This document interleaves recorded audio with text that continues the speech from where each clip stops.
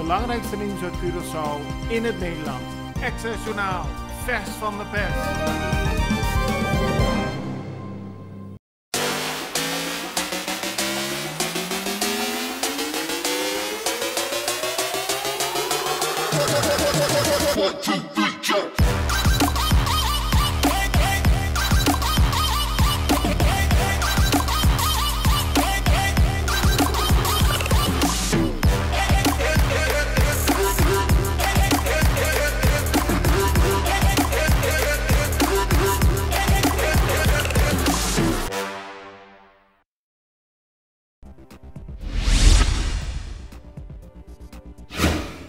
De Curaçaose overheid heeft bekendgemaakt dat ze een voorschot gaan overmaken van 5,3 miljoen gulden aan het Curaçao Medical Center.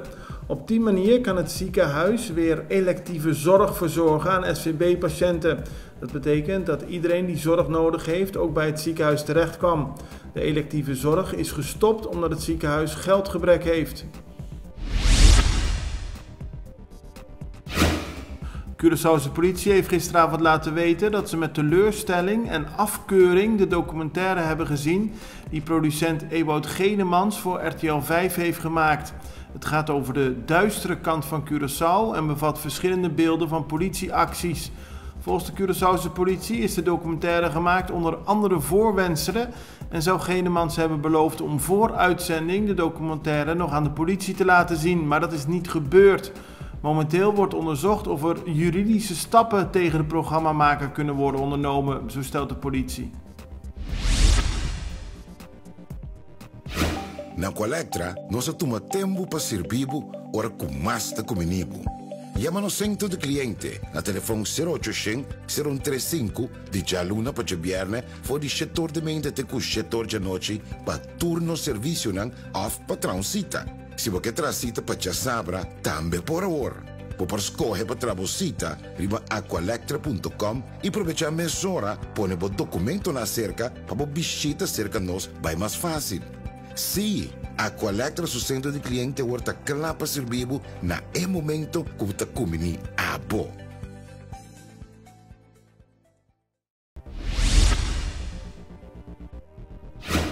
De politie heeft gisteren de eerste verdachte aangehouden in het onderzoek naar de moord op de 29-jarige Ramon Melendez Requena. Die werd op 12 oktober doodgeschoten in zijn auto in de buurt in Terra Cora. In het kader van het onderzoek naar deze moord is gisteren een 22-jarige man aangehouden in zijn huis aan de Boerhavenstraat. Ook is het huis onderzocht, evenals woningen aan de Cayataim en in San Pedro. Zoals Extra Journaal gisteren al meldde, hebben werknemers van de Capriles kliniek gisteren gedemonstreerd tegen het feit dat er beslag is gelegd op de rekeningen van de kliniek. Als gevolg daarvan kunnen de salarissen van de werknemers niet worden betaald. Nadat de werknemers eerst op het terrein van de Capriles kliniek hadden gedemonstreerd, gingen ze daarna naar het ministerie van Financiën. Uiteindelijk heeft de overheid gezegd dat ze het beslag opheffen, zodat de salarissen gewoon betaald kunnen worden.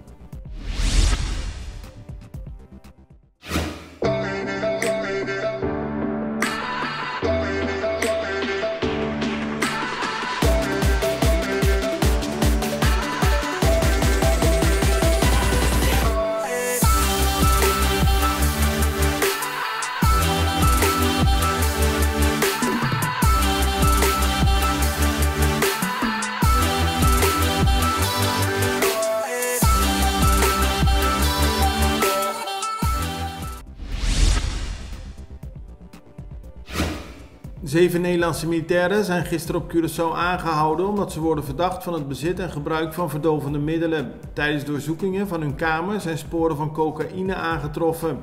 Dat heeft de Koninklijke Marechaussee bekendgemaakt. Het gaat om mannen tussen de 22 en 40 jaar oud. De 7 kwamen in beeld nadat vorige week een 33-jarige Curaçaonaar werd aangehouden. Die wordt verdacht van drugshandel. Hij blijkt contact te hebben gehad met verschillende militairen en burgers. Meer aanhoudingen worden niet uitgesloten.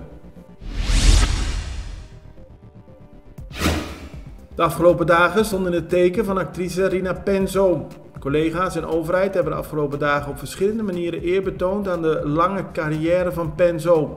Gisteren vond een afsluitende avond plaats in Teatro Luna Blau, waarbij Rina Penzo de Cruz di Merito kreeg uitgereikt van minister van Onderwijs, Cultuur, Wetenschap en Sport, Citré van Heijdorn. De Atlanta Braves hebben het openingsduel met de Houston Astros in de World Series met 6-2 gewonnen. De Braves stonden na 3 innings al met 5-0 voor. Uiteindelijk speelde Ozzy Albies, de op Curaçao geboren honkballer, een belangrijke rol in de winst van de Atlanta Braves. Het belangrijkste nieuws uit Curaçao in het Nederland. Access Journaal, vers van de pers.